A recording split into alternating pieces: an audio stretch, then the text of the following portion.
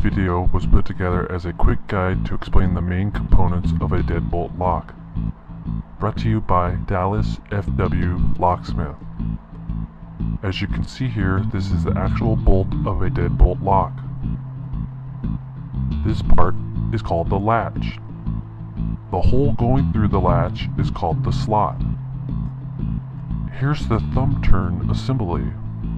The part that actually turned to unlock the lock is called the thumb turn.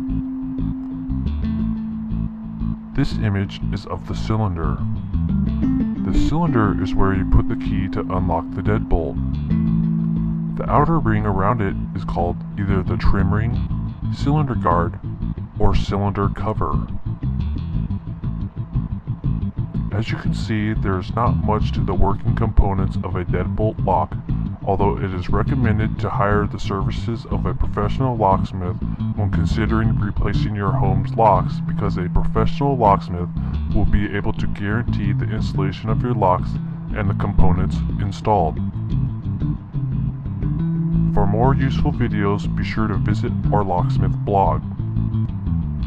Thank you for watching.